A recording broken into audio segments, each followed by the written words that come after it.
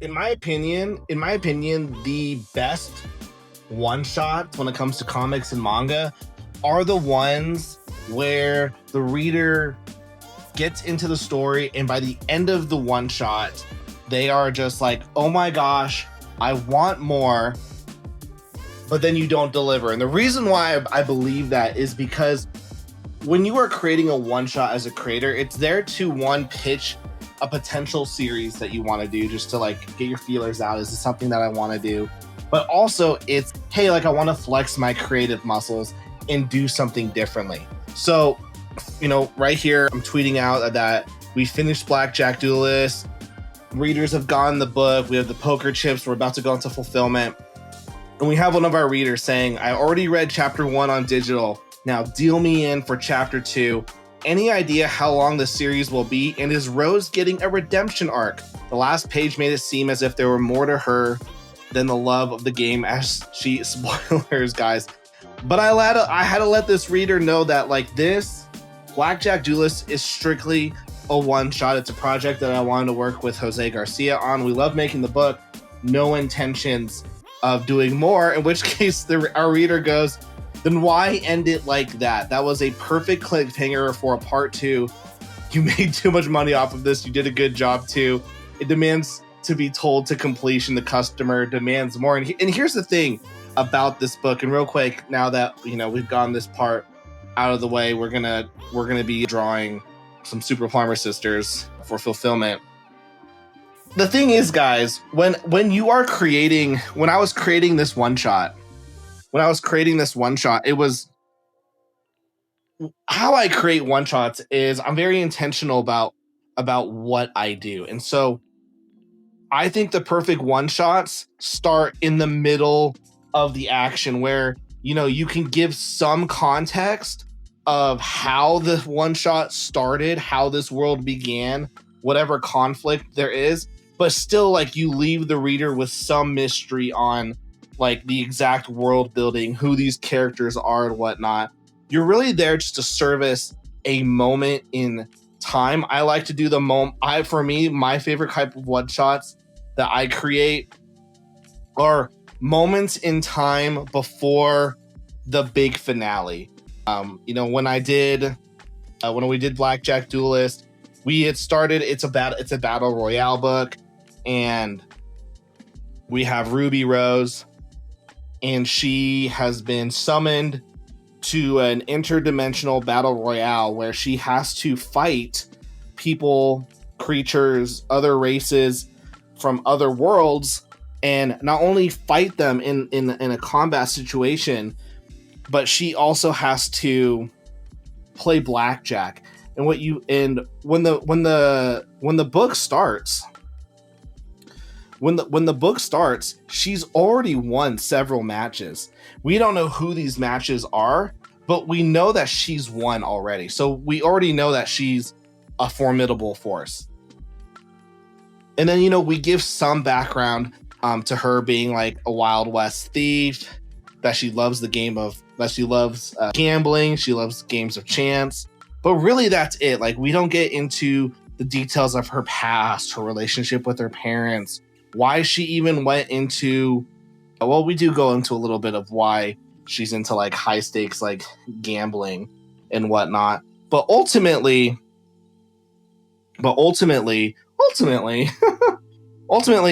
there's still so much left. Like, why, like, we don't get into the fact of like, why does this tournament even exist? Who are these characters? Who is the Blackjack King? Why does he have such power that he can summon people from different worlds, force them to fight each other, and if they lose, their world is destroyed? Like, we don't get into any of that because we don't need to.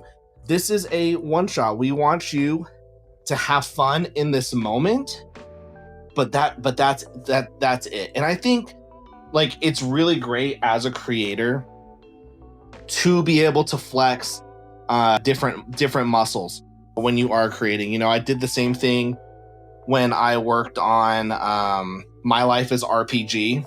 Once again, we start off with a character who is just in this world. We get to learn a little bit more about the world, and what like the point is of living in this world and what the character wants. But the character in My Life as RPG, the character wants to fight the big bad boss, and so we're seeing him train up to that moment. And the story ends building up into like why people want to fight this big boss. What does fighting this big boss mean to them in this world? And everyone's telling him like, don't fight this big boss. Like, you've got it all wrong. And he's like, no, like, I'm gonna fight this big boss. Like that is my quote unquote destiny, is to fight this big boss. And when we get to him finally getting to that boss, the big boss is like, dude, you totally misunderstood the point of all of this. Like, you're not supposed to be here fighting me. Like, I am your worst nightmare. But the character's like, no, like, I'm pretty sure this is exactly where I'm supposed to be.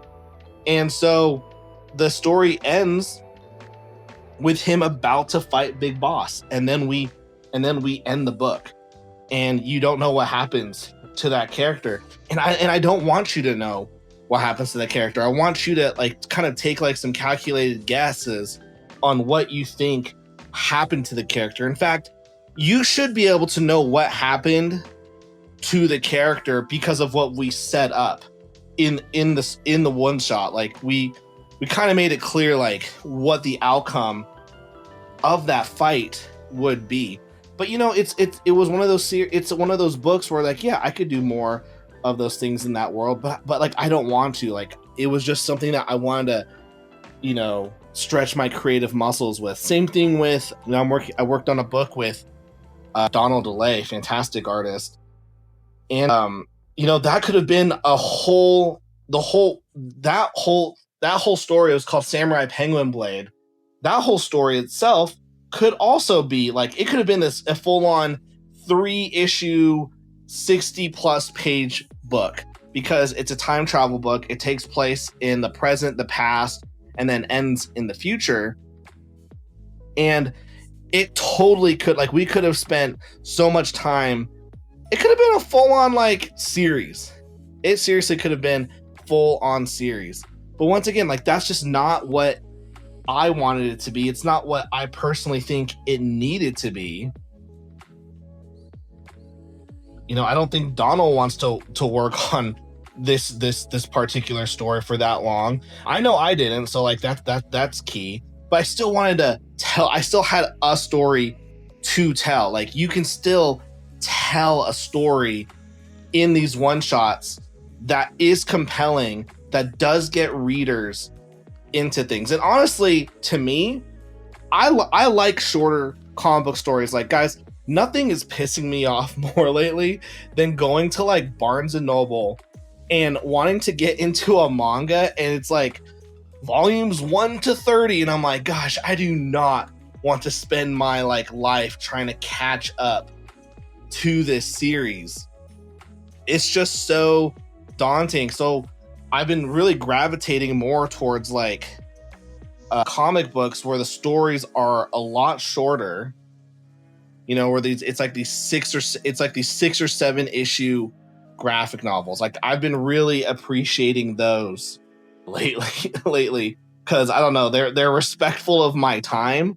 I'm like, oh yeah, I can spend time reading this. I'm not gonna totally lose my mind having a feeling like, oh, I gotta like catch up and whatnot. It's just not possible.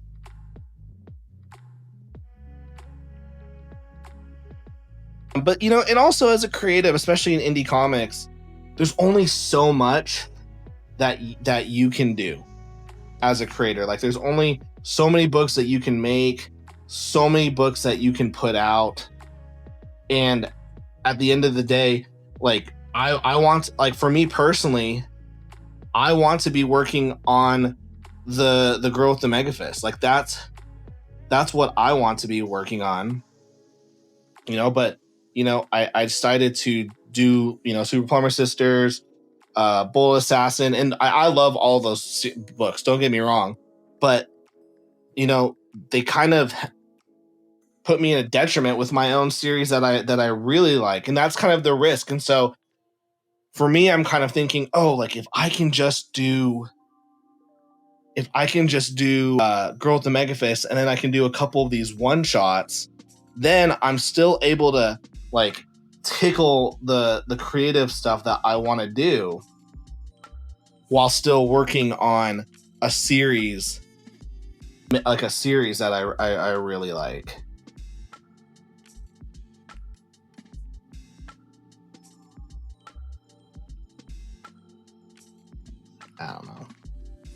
I don't know.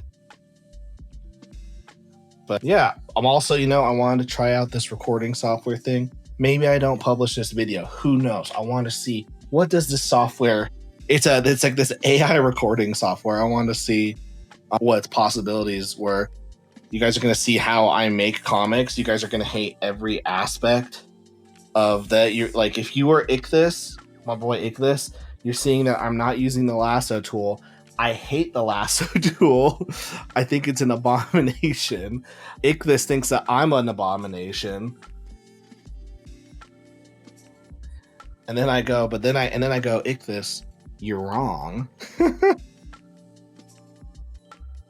But yeah, let's see how this is turning out.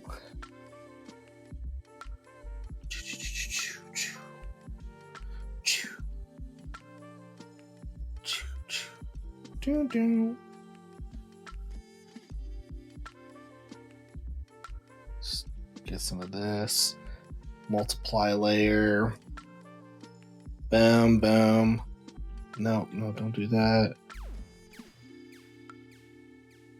And then we're gonna go like this. And where's the spray thingy? Because we've been doing this a lot with the.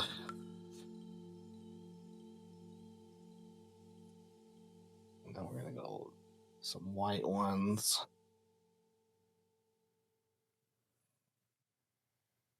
Some black ones right there.